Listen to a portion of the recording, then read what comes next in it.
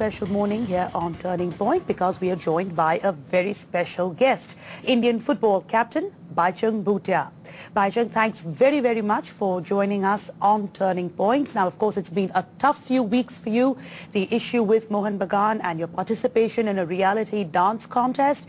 However, the real issue apparently is that it was nothing to do with your participation in the dance contest, but regarding your payments in times of recession right now with Mohan Bagan.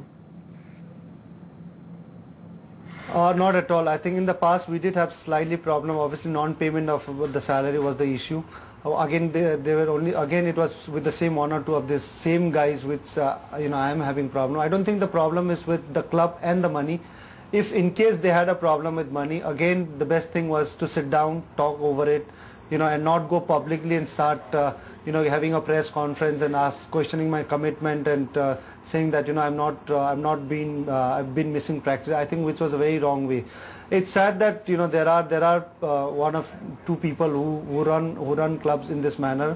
It's very unfortunate, but I don't think the money issue has been the factor. Now, at a time when the money doesn't really seem to be pouring into Indian football, Baichung, and they do suspend you, what sort of message do you think it's sending out to other up-and-coming footballers? What I want to say is, in case worse is worse, I get suspended 6 months without pay. Obviously, I'm sure that it won't happen and I'll fight it out. But in case it does happen, what does the message go through to the players and entire to the football community? The club can do anything to a player. That too just for missing one exhibition match which club wants to go, where players don't, end of the season where players are even tired. What does this message go through?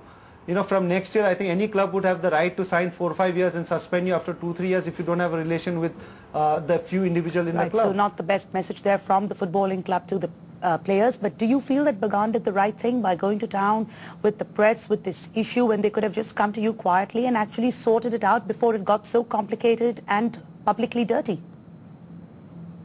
I think things could have been managed properly and it could have been a very small issue. But as you know, I think they've gone out to the press and questioning commitment and questioning my sincerity towards the game. Given that Subhash Bhaumik has returned to East Bengal and given that you have a great association with him in the past, is it possible that you could be signing for the Red and Gold Brigade anytime soon?